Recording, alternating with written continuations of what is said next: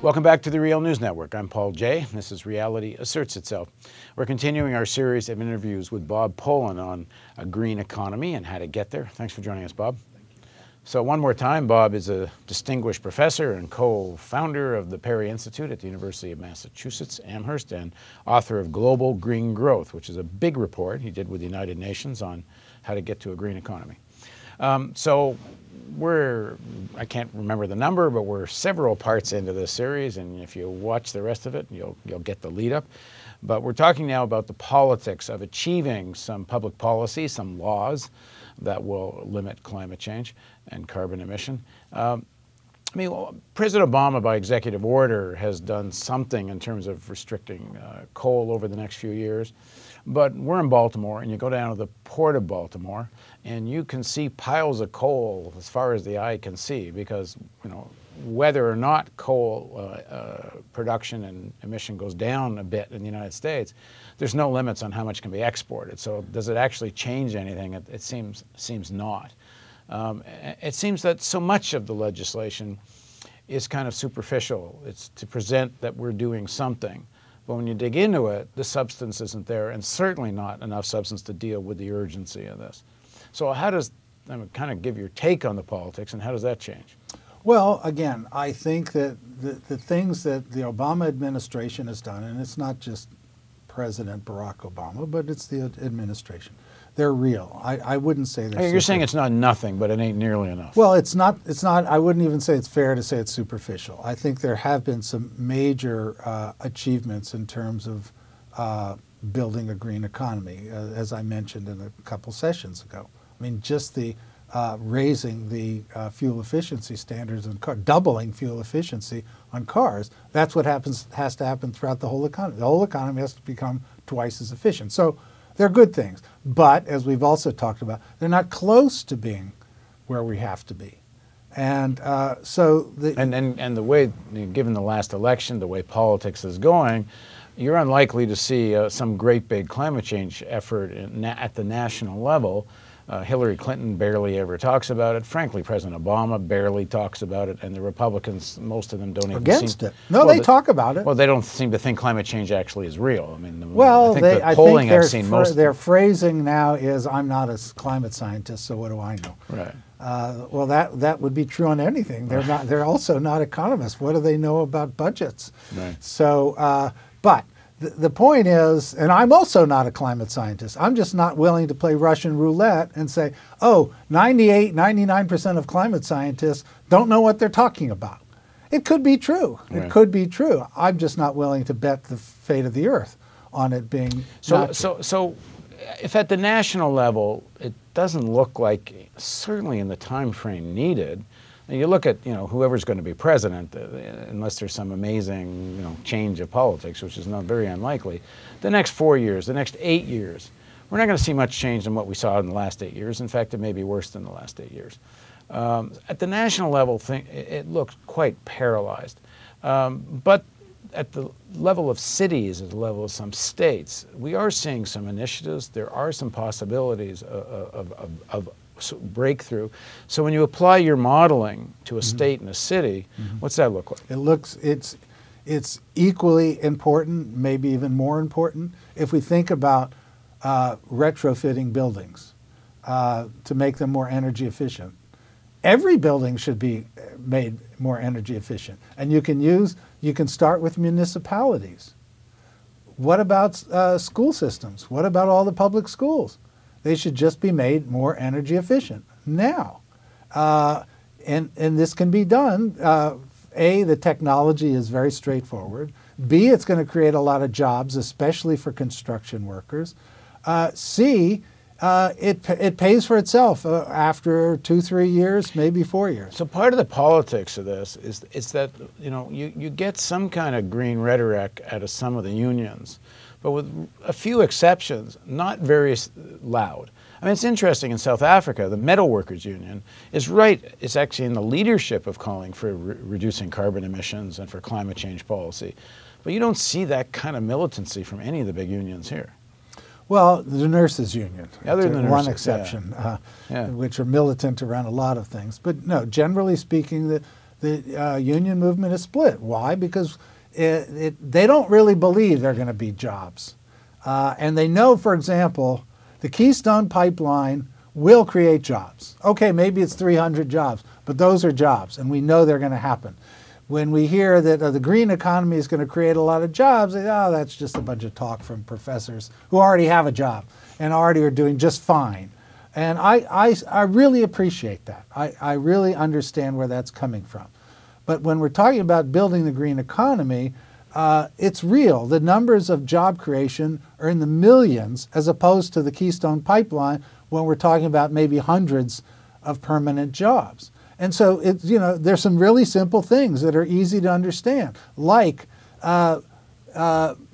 municipalities deciding to retrofit all their existing buildings to bring their standard of efficiency up 30–40%. How do you pay for it? The Federal Reserve could lend the municipalities money. It's actually within the laws of the Federal Reserve Act. Article 15 allows the Federal Reserve to lend money to municipalities. I talked about this on a previous Real News interview.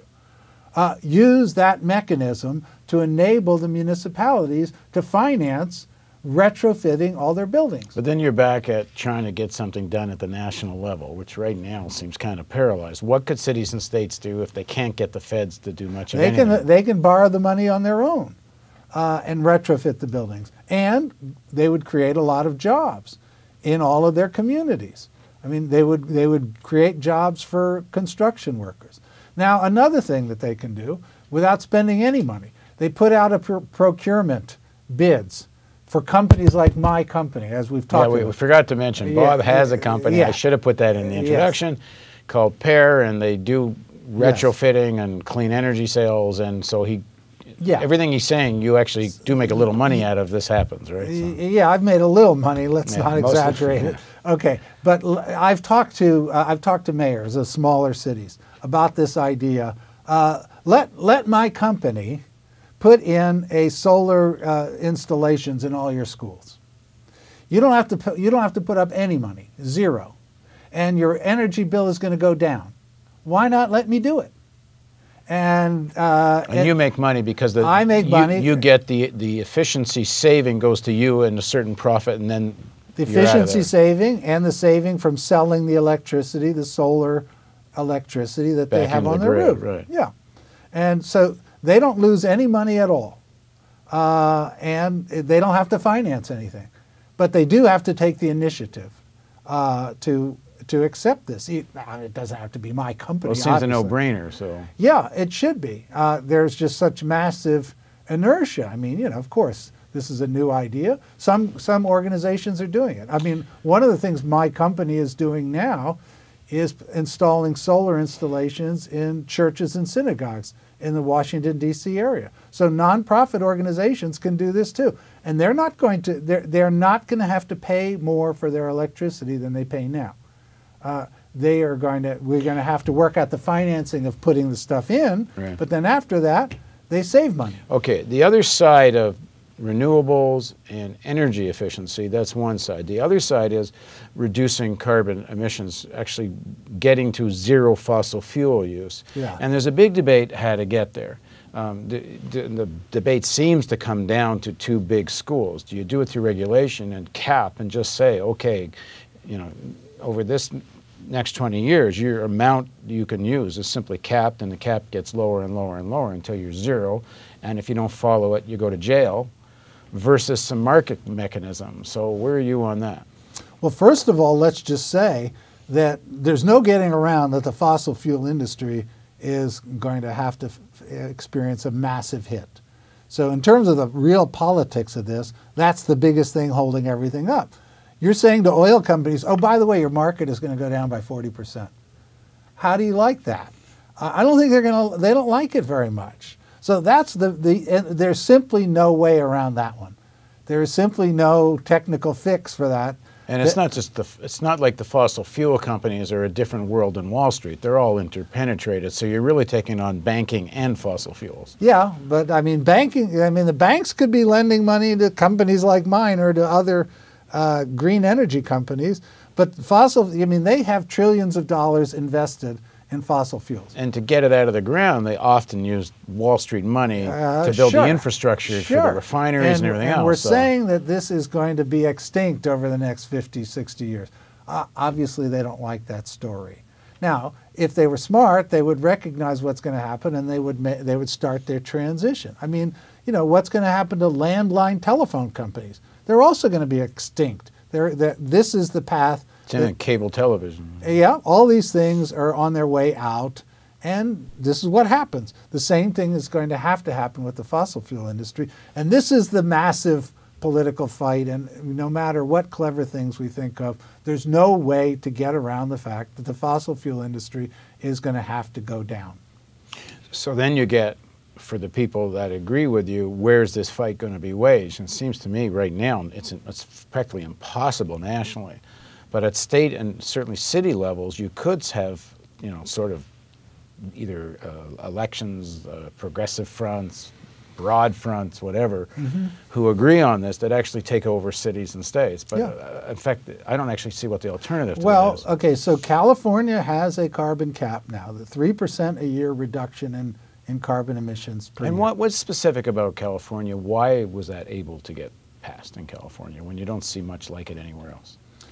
Well, California has more of a tradition. I mean, the governor, Jerry Brown now, was the governor 30 years ago, 40 years ago, and he was laughed at. You know, he was some kind of kook, the Governor Moonbeam, that he was committed around environmental issues. Now, I know there's criticisms of Brown, many of them very, very legitimate, but Brown was capturing the culture in California that was pro-environmental and has been sustained.